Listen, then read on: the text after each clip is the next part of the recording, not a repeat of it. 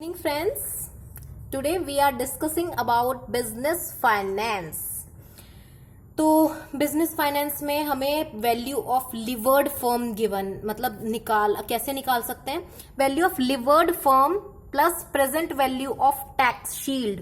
Tax shield क्या होता है? जैसे मतलब हमें ना डेप्रिसिएशन दे देते हैं किसी मशीनरी पर, तो हमें उससे क्या एडवांटेज मिलता है? हमें टैक्स कम पे करना पड़ता है। जैसे आपकी एक मशीन थी 1 लाख की, लेकिन आपने उस पर डेप्रिसिएशन लगा लगा के उसको दिखा दिया अब केवल 50,000 का, और उससे प्रोडक्शन कितना हुआ? जैसे हमें 1 लाख का होना कितना चाहिए था एक्चुअल में? मतलब अगर 1 लाख की मशीन दिखाते तो मतलब जो अच्छी मशीनरीज होती हैं तो उसका प्रोडक्शन भी अच्छा होता है। तो 1 लाख की मशीन के अकॉर्डिंग आपका 3 लाख का तो प्रोडक्शन होना ही था, सेल्स फिर होनी थी। तो जितनी ज्यादा आपकी इनकम होगी आपको टैक्स भी पे करना पड़ेगा।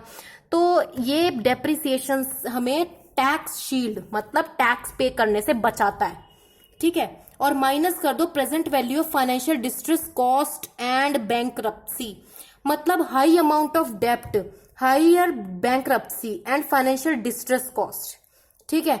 जितनी ज्यादा होगी उसको माइनस करते जाओ तो क्या होगा? वैल्यू ऑफ लिवर्ड फर्म निकल जाएगी, ठीक है। अब देखो पैकिंग ऑर्डर थ्योरी।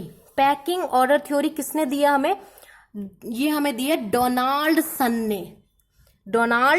ने, ठीक है। अब देखो ये आ सकता है, मोस्ट इंपॉर्टेंट है, पूछा गया था ये पिछली बार भी। किसने दी थी? डोनाल्ड सन ने।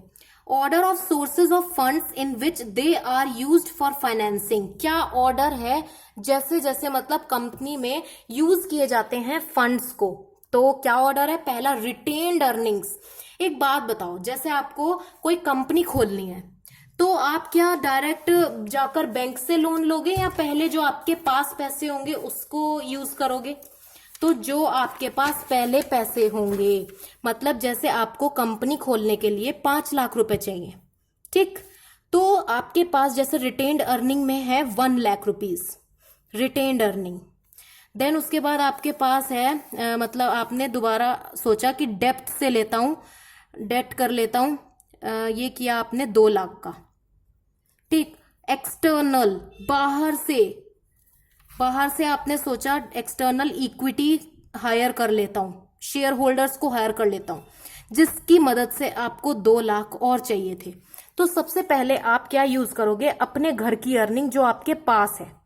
उसके बाद आप सोचोगे कि चल यार डेप्ट भी चीपर सोर्स है, टैक्स डिडक्टेबल सोर्स है, टैक्स भी मतलब ये भी ले लूंगा, मतलब डेप्ट भी हायर कर लूंगा, ठीक। फिर एक्सटर्नल इक्विटी, बाहर के शेयर होल्डर्स को हायर कर लिया कि चल यार वो भी दे देंगे पैसे तो अच्छा ही है। तो ये आपकी ऑर्डर है। पूछ सकते हैं कि क्या ऑर्डर है? डेट है, रिटेन्ड अर्निंग एक्सटर्नल इक्विटी, या external equity retained earning debt, या फिर retained earning debt external equity. तो हमारी यही सही रेंज है, आरडीई, ठीक है। नेक्स्ट आरडीई मतलब रिटेन्ड अर्निंग डेट और एक्सटर्नल, ठीक। Firms prefer external finance, firms internal finance को ज्यादा प्रेफरेंस देते हैं, since funds can be raise through sending adverse signal. क्यों? क्योंकि फंड्स अगर तुम बाहर से रेज करोगे तो वो तुम्हारे लिए बहुत खतरनाक सिग्नल होंगे। ऑब्वियस सी बात है, अगर तुम्हें मतलब कंपनी खोलनी है तो तुम बाहर के एक्सटर्नल से बचोगे। क्यों? क्योंकि एक तो तुम्हारी पहले ही कोई अर्निंग नहीं है, पैसा जा ही रहा है, इन्वेस्टमेंट हो ही रही है, तो तुम अगर बाहर के सोर्स लोगे तो और तुम्हें घाटे में चले जाओगे। कंपनी बाई चांस अनफॉर्चुनेटली ना चली तो क्या करोगे? कुछ भी नहीं, तुम्हारे पास तो डूब मरने के सिवा कोई और चारा नहीं है। चलो छोड़ो। Signalling theory termed as asymmetric information theory given by Myers ने दी है ये। और वो पूछ सकते हैं सिग्नलिंग थ्योरी किसने दी है और उसका दूसरा नाम क्या है? तो एसिमेट्रिक इंफॉर्मेशन थ्योरी, ठीक।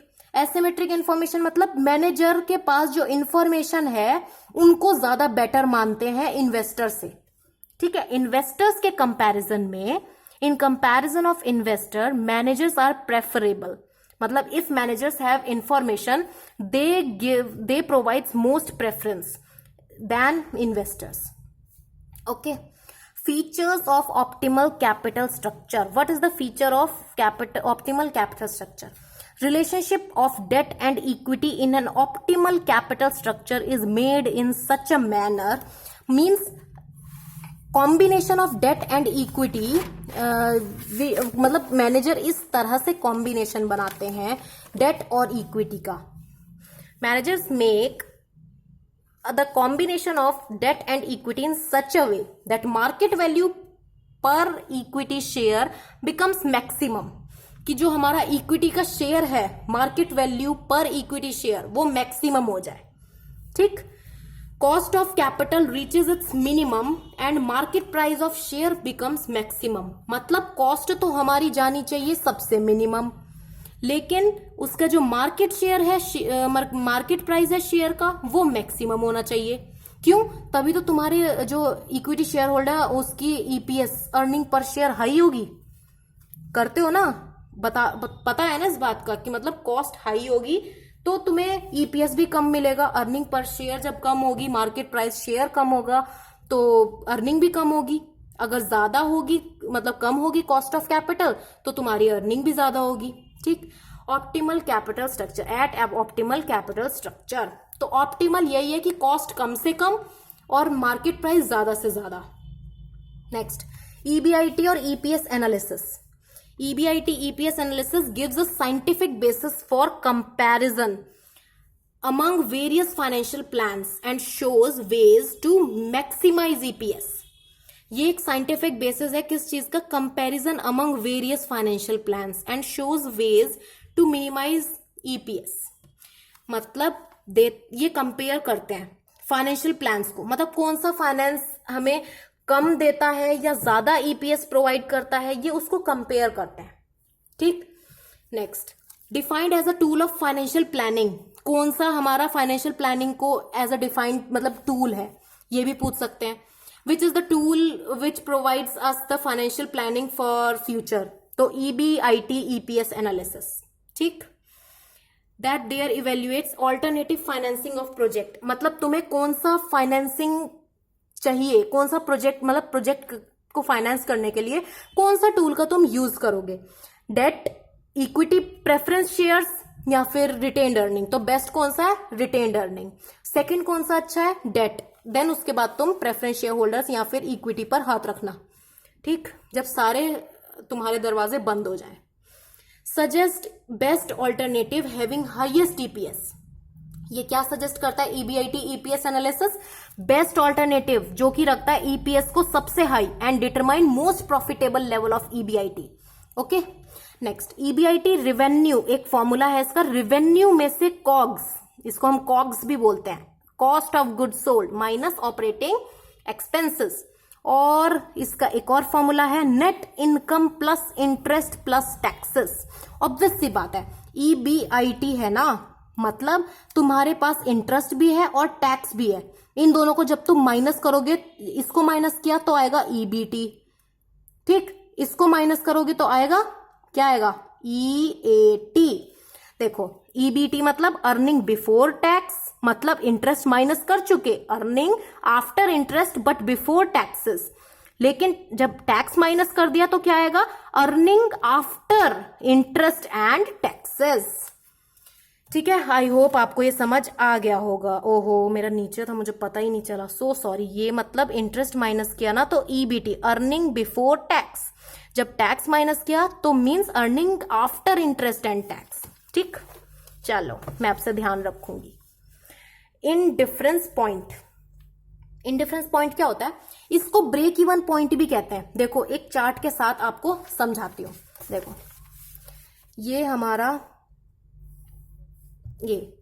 ये हमारी कॉस्ट लाइन, ये हमारी एक और कॉस्ट लाइन, मतलब ये हमारी सेल्स लाइन, सॉरी, ये हमारी कॉस्ट लाइन.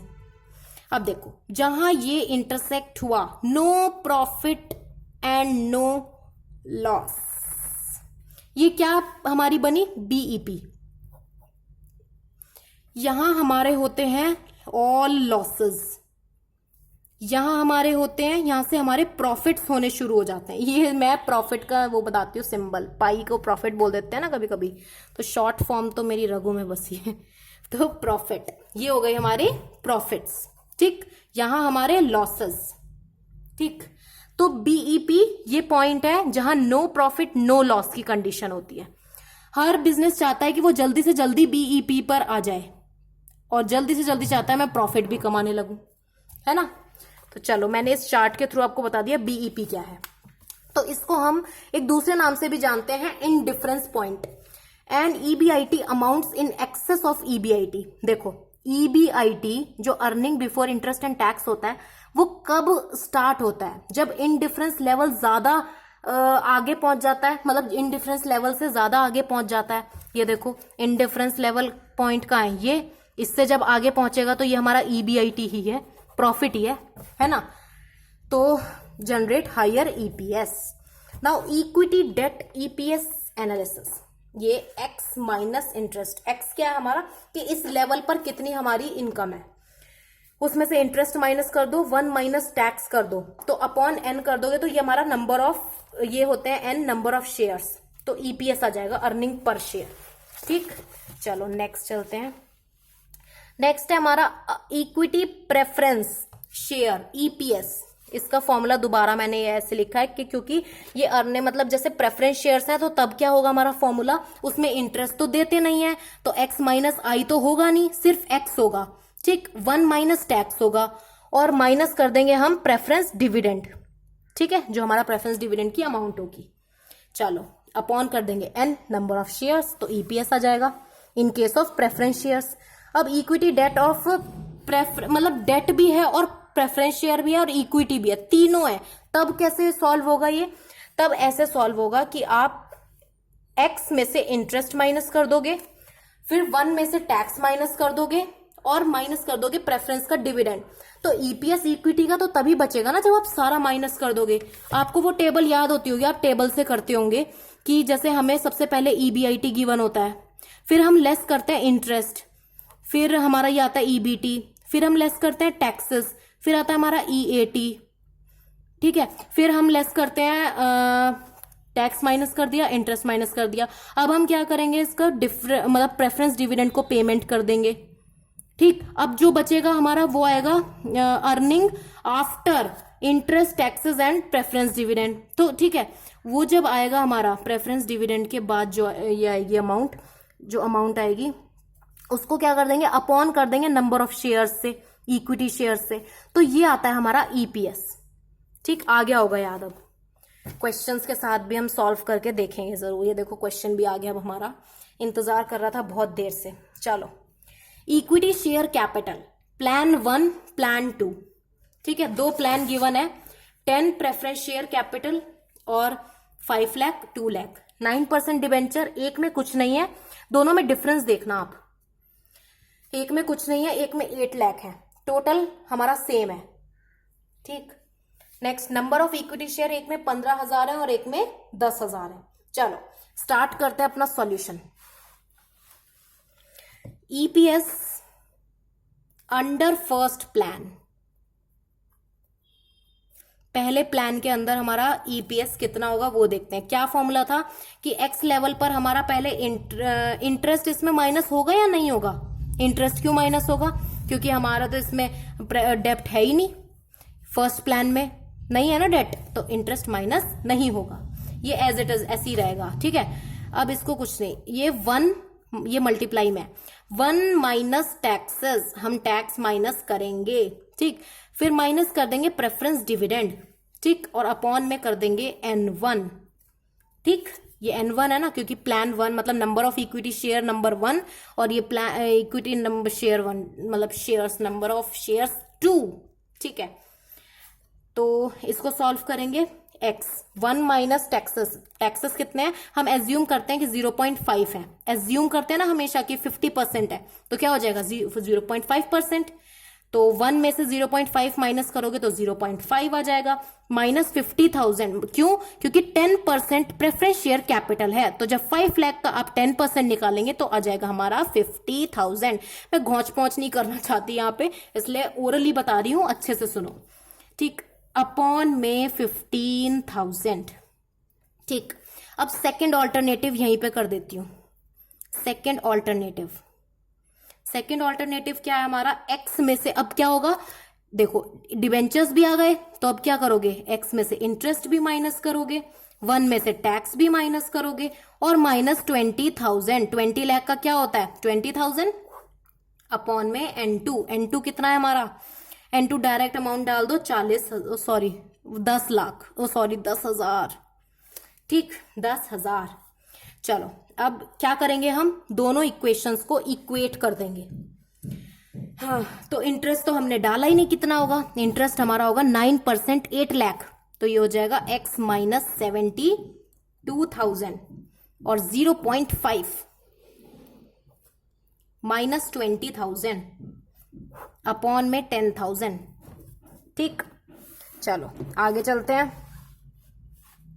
आगे आएगा हमारा, जब हम इसको इक्वेट करके रखेंगे 0.5x माइनस 50,000 अपॉन में 15,000, ठीक, इक्वल्स टू किसके रखेंगे, इसको 0.5x माइनस कर देंगे तो कितना आएगा हमारा 7 5 35 36,000, ठीक 36,000 और माइनस कर दो 20,000 अपॉन कर दो 10,000, ठीक। अब देखो 0.5x इन 50,000, ये इक्वेशन हमारी एज इट इज रहेगी, सॉल्व अभी इसको करना पड़ेगा हमें। 0.5x माइनस 56,000 अपॉन में 10,000। अब देखो इसको काट देते हैं, ठीक कर देते हैं ना, इक्वल टू के इधर उधर सॉल्व कर देते हैं। तो अब देखो ये इधर आ जाएगा 1x माइनस 1, एक मिनट, ये और कट जाएगा 2, 5 3 ज़ा 15, 5 2 ज़ा 10, ठीक।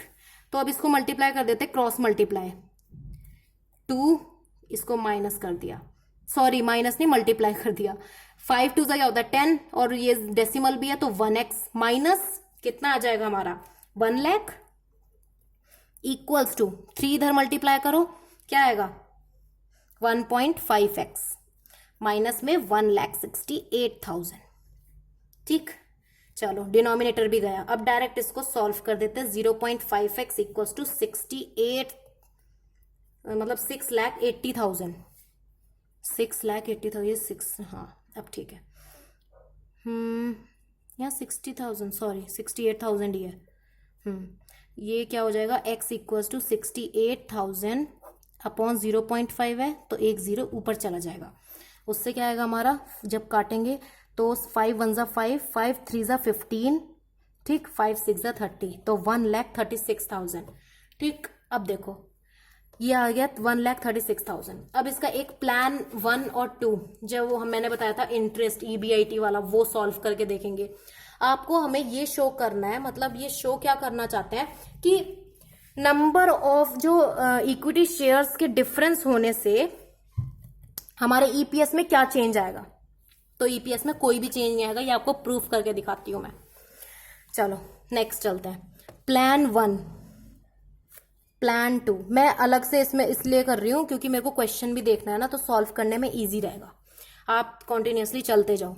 EBIT कितना है हमारा, कितना निकला, यह है हमारा 1,36,000, ठीक। फिर कितना आया 1,36,000, दोनों का सेम आएगा ना, ठीक। नेक्स्ट चलते हैं। इंटरेस्ट माइनस करना है प्लान बी, प्लान ए में नहीं, प्लान ए में कोई इंटरेस्ट माइनस नहीं होगा, इसमें होगा इंटरेस्ट माइनस, यस बिल्कुल होगा। कितना था 72,000, चलो माइनस कर दो, ये आएगा हमारा EBT, ठीक। चलो 1,36,000, ये आ गया हमारा 64,000, ठीक। अब टैक्स माइनस करोगे ना, टैक्स कितना है हमारा, दोनों में माइनस होगा, 68,000 और इधर कितना आएगा 32,000, ठीक। अब क्या आएगा EAT, ठीक है। EAT में हमारा आएगा जब माइनस करोगे 68,000, 32,000, EAT माइनस हो गया। अब प्रेफरेंस डिविडेंड को माइनस करो, प्रेफरेंस डिविडेंड कितना आएगा ये हमारा आएगा प्रेफरेंस डिविडेंड 50,000, जो कि हमारे क्वेश्चन में गिवन था। 5 लाख था ना, उसका 10% निकालो। 2 लाख था, 20,000 आ गया, माइनस कर दो, कितना आएगा 18,000। ये आएगा हमारा 12,000। ठीक है, नेक्स्ट ये अब क्या माइनस अब कुछ नहीं करेंगे। जो हमारा ये आया, ये क्या आया है हमारा अर्निंग्स, जो अब अवेलेबल है इक्विटी शेयर होल्डर के पास। Earnings available to equity share holders. ठीक, शेयर होल्डर्स। देखो अब क्या करोगे, 18,000 को नंबर ऑफ इक्विटी शेयर्स पहले में कितने 15,000, दूसरे में कितने 10,000, माइनस कर दो, मतलब डिवाइड कर दो, तो ये हमारा आ गया ईपीएस। ईपीएस ठीक, ये आ जाएगा हमारा 1.20 और 1.20 सेम आ गए। आ गया ना। चलो, आई होप आपको इतना समझ आ गया होगा। अब ज्यादा लंबी क्लास में नहीं रखना चाहती, घोंच पहुंच हो जाएगा पूरा। इतना ही करके आना काफी है, बाकी क्वेश्चंस मैं प्रैक्टिकल नेक्स्ट वीडियो में कराऊंगी। ओके फ्रेंड्स, अगर आपको पसंद आया हो तो प्लीज लाइक और सब्सक्राइब करना ना भूलें। Thank you so much friends.